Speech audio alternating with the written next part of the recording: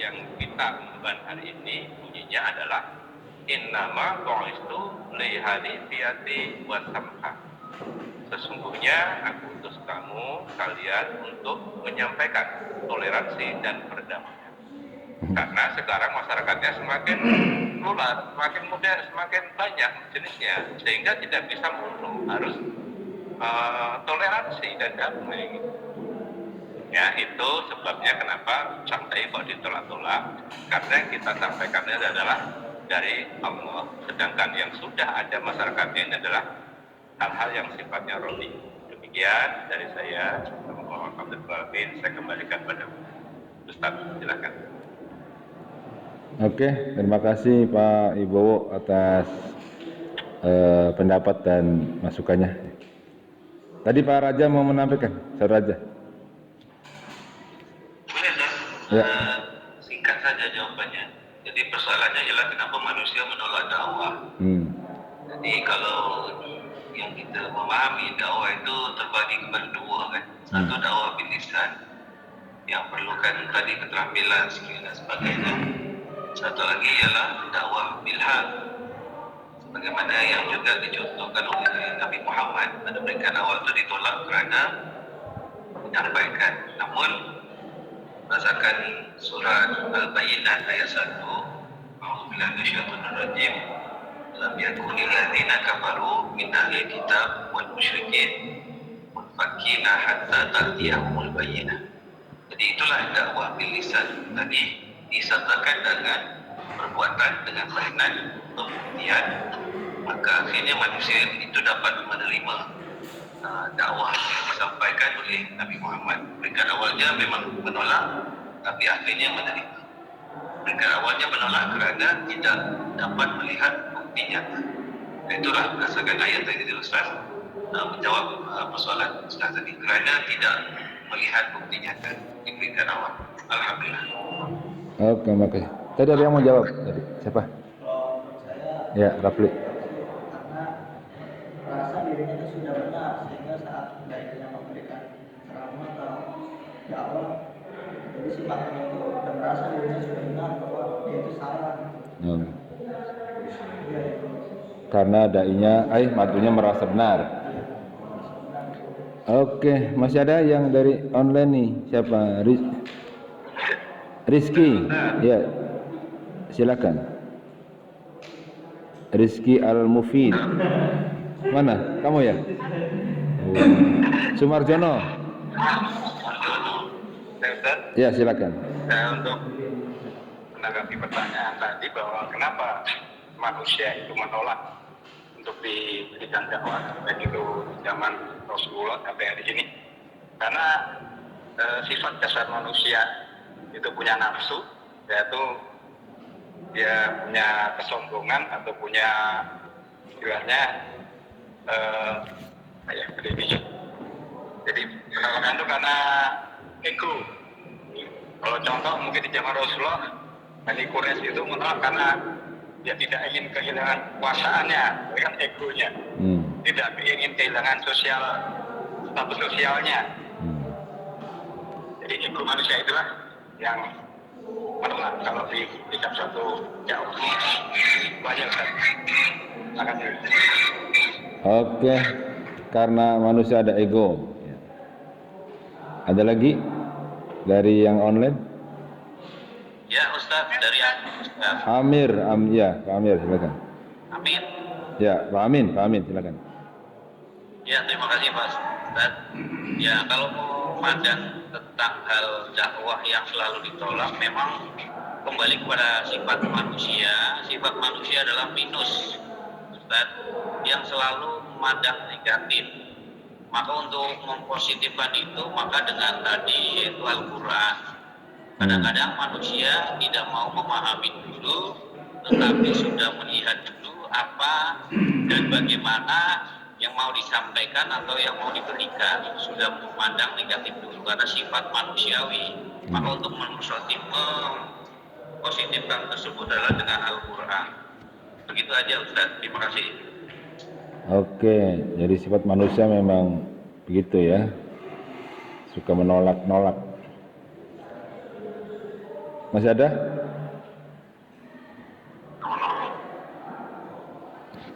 Baik, kalau tidak ada, siapa ini? Siapa nih? Suteri. Suteri di mana nih posisinya? Di mana? Bekasi. Oh, ya gimana? Ada yang mau ditambahkan atau pendapat? Ada sedikit dari saya jawaban yang tadi Ustaz tanyakan ya. Itu untuk penolakan dakwah, khususnya itu masalahnya adalah merubah suatu tatanan yang sudah ada. Jadi otomatis di situ ada berlawanan atau bertentangan dari pemikiran, apalagi misalkan yang didakwahi itu adalah seorang pemimpin. Jadi seorang pemimpin biasanya sudah membuat tatanan yang ada, sedangkan yang dakwah yang masuk itu adalah untuk membenahi atau membenarkan atau merubah tatanan yang sudah ada. Apabila tatanan itu salah, otomatis seperti Nabi itu membawa tatanan yang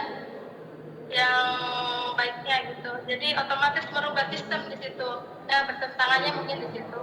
Akan tidak menerima dan akan menjadi efek yang bertentangan atau melawan. Jadinya ya disitulah tidak menerimanya di situ, merubah tataran yang sudah ada. Mungkin dari saya cukup itu aja. Jadi Bu, jawabannya atas pertanyaan buat ajukan. Terima kasih. Alhamdulillah. jadi kalau menurut Bu Steri sebaiknya nggak usah dakwah ya, karena kan memang pasti ditolak gitu. Atau gimana itu? Karena kan di masyarakat pasti ada sistem, baik sistem yang sudah terstruktur ataupun yang tidak. Ya. Oke, mari sekarang kita harus dalam ya soal dakwah Pak ya, karena menyangkut kehidupan kita juga. Sekarang kalau tadi penolakan itu diakibat karena A, B, C, D ya. Misalkan gini, ada pendapat yang mengatakan itu karena dakwanya kurang menarik misalkan ya. Oke lah, kita ambil contoh, kenapa orang menolak dakwah? Karena dakwanya kurang menarik. Nah sekarang kita flashback kepada Nabi Nuh. Nabi Nuh itu sampai 1000 tahun. Umurnya itu kan 950 tahun ya. Hidupnya untuk dakwah. Memang beliau punya pekerjaan tukang kayu. Kemudian diperintah Allah untuk dakwah. Sekian ratus tahun itu dakwah, hanya dapat pengikut sekitar 80 orang. Apakah Nabi Nuh dakwanya nggak menarik misalnya? Kok sekian lama gitu, sampai istrinya bosen Mbak. Istrinya tuh bosen jadi istri Nabi. Ya, maka dia pernah akhirnya malam-malam keluar dari rumah, ikut pesta-pesta bersama kaumnya. Gitu. Keluar dari rumahnya, ingin ikut pesta kejahiliaan bersama kaumnya. Begitu mau keluar rumah, ketahuan sama anaknya yang namanya Kan'an. Ya kalau bahasa kita, Mami mau kemana? Malam-malam gitu. Udah jangan berisik gitu. Kalau mau ikut. Ya udah ikut kemana? Ke pesta jahiliyah. Sambil keluarnya berjinjit-jinjit supaya nggak ketahuan Nabi Nuh. Gitu kira-kira. Lalu pulang pagi kan, ditanya dari mana? Wah marah, kenapa? Ya terserah saya dong dari mana gitu kan? Ya mau nanya dari mana? Ya saya ikut masyarakat kesinilah gitu. Gimana sih? Saya kan mengajak orang dalam kebaikan. Kok kamu ikut-ikutan? Ya sekarang mana hasilnya gitu? Sekian 100 tahun dakwah nggak ada hasil. Ya, iya. Ya bosen juga lah kan gitu. Itulah yang kemudian menyebabkan ketika Allah kirim banjir bandang, ya Allah pisahkan, ya yang tidak bisa naik perahu, ya adalah istri dan termasuk juga anaknya, kan gitu kan, kira-kira begitu. Kenapa? Karena kebawa arus jahiliyah saat itu. Nabi Lut. Ya, Nabi Lut. Sama juga. Diutus di kaum yang sejenis, apa sih? Kaum yang suka sejenis. Ya, homo, ya. Ya. Di kaum Sodom gitu. Dan kalau sekali mereka Nabi Nuh dakwah, yaitu udahlah jangan bicara tentang kesucian, sok suci. Kan kalau kata Nabi Lutnya, udahlah di sini kan banyak putri-putri, ya kenapa harus senang-senang laki-laki? Udah jangan banyak ngomong, ini kan kebiasaan kami.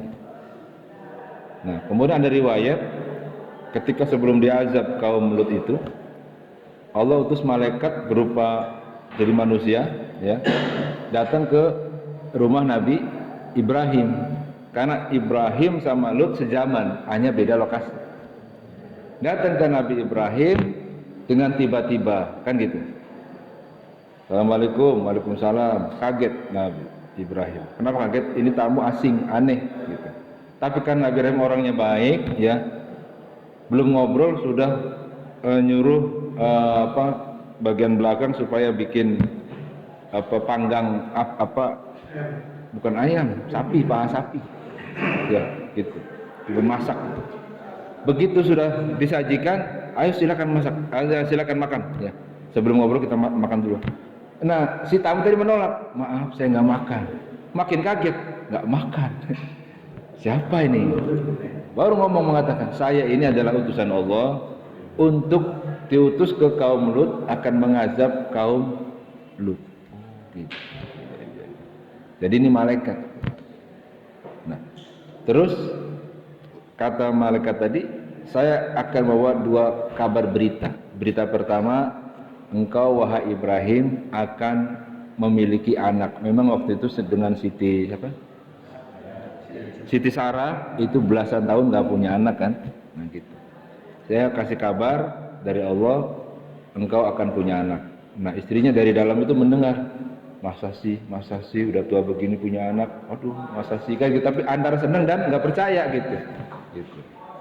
Yang kedua kabarnya kaum Lut akan diazab. Maka akhirnya setelah selesai urusan dengan Ibrahim, pergilah dua malaikat itu ke daerah Sodom, kan gitu, daerah Sodom. Nah begitu sampai ke pinggiran daerah Sodom, itu ketemu dengan anak-anaknya Nabi Lut yang perempuan lagi mengembala kambing, gitu. Ceritanya begitu. Dia tahu mereka ini anaknya, tahu. Terus ngomong, bisa nggak saya ketemu bapak? Gitu. Dilihat laki-laki, ganteng-ganteng lagi kan, ketemu bapak, gawat ini. Ini kalau ada laki-laki yang ganteng rebutan ini, gitu. Iya gitu. Dianggap barang baru kan gitu. Iya. Aduh nanti ya saya sampaikan dulu ke ayah saya kalau mau ketemu. Ya saya belum bisa jawaban. Pulang sampaikan. Kata Nabi Lut, oke, kalau mau datang jangan pagi, jangan siang, datang malam hari, ya, tengah malam. Kenapa? Biar orang pada tidur, ya nggak tahu, karena bahaya ini. gitu. Akhirnya benar, tengah malam datang bertamu, istrinya ngelihat, oh bapak nerima tamu, ganteng-ganteng, ini yang ditunggu umat nih. Keluar lewat pintu belakang, ngasih tahu ke umatnya, pakai WA kalau sekarang ya. Kalau sekarang gitu ya. Iya, gitu kalau sekarang ya. Ada barang baru gitu. Langsung itu kumpul, ingin masuk, ingin mengambil si ganteng-ganteng itu ya. Sampai masuk ke halaman. Nah, justru Nabi Lut ketakutan. Kata malaikat, nggak usah takut, nggak usah takut. Saya utusan Allah. Saya akan mengazab kaum yang mendustakan Allah. Nanti mereka sebelum masuk ke rumah ini, begitu kumpul di lapangan, mereka akan mengalami kebutaan semuanya gitu. Jadi benar, begitu masuk ke halaman Lut, semuanya tiba-tiba matanya buta, nggak bisa melihat, sehingga saling tabrak sana semari.